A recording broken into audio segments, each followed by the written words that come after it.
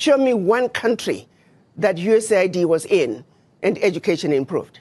Show me what country where USAID was in and healthcare improved. The social services they're bringing, it's peanuts. The American taxpayer needs to know the billions of dollars that are being given to USAID, a fraction is making it to the people. Let's look at what HIV/AIDS was used to do. We know of a program that was run out of South Africa where they actually were injecting people with the virus. The reason some of the AIDS virus spread as rapidly as it did in Southern Africa, there were some very dirty games being played on African people. They were using Africans as guinea pigs for experimental activities. Even when you look at every aspect, they're using us as guinea pigs. Yes, there is some good, a percentage of some good, but not all of it is done with good intentions. You look at agriculture, they're destroying African agriculture by introducing those GMOs. You plant your seed in one season, your soil is finished. We used to have seeds that we can use from one season to the other. The introduction of GMOs through these agencies, USAID is one of them. We're destroying Africa in a massive way. A little good is coming out, but by and large, the end result, they mean no good. They can turn around and give us an inventory and say, as long as you have been in Africa and also other parts of the world, show us your success rate. You claim you are helping governments with education and healthcare. Show us your success rate. But I also turn around and say, African governments, why do you need this little aid to assist you in providing proper healthcare, proper education? The average African government can afford to provide those services for their people. Why does such a continent that did so much to help Europe recover continue to be so poor? Let's be realistic here. Let's not talk about peanuts. Africa does not need the aid. What we need is for those who are exploiting Africa to stop. Africa has everything it needs. If Africa could have contributed as much as it did to the recovery of Europe post-World War II, why wasn't Africa equally developed? This is a wake-up call to the African leaders to take inventory of what is really happening in their countries. Do they really need the peanuts that are coming in as aid?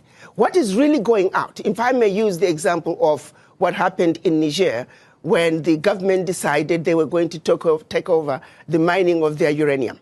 The French companies that were mining the uranium were paying the government 80 cents a kilo for the uranium, and then turning around and selling the uranium to the rest of the world at 200 euros a kilo. So that one move from the Nigerian government to say we are now going to take ownership of our own uranium, they went from realizing about $1 billion in uranium resources to over 300 billion a year. Do you realize what I'm talking about? No amount of NGO could bring that kind of money.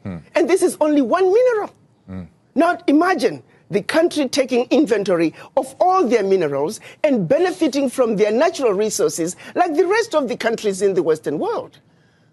That is what African leaders need to look at. Do you see that in the horizon of African leaders right now? They're do you see them? Who do you see as the standout winners of that kind of change? And who do you think is still chasing AID contracts? Let me tell you, we need to look at what's happening in Burkina Faso, Niger, and Mali. President Traoré is standing up. He is saying the natural resources in Burkina Faso, they belong to the people of Burkina Faso. Niger is doing the same thing. Mali is doing the same thing.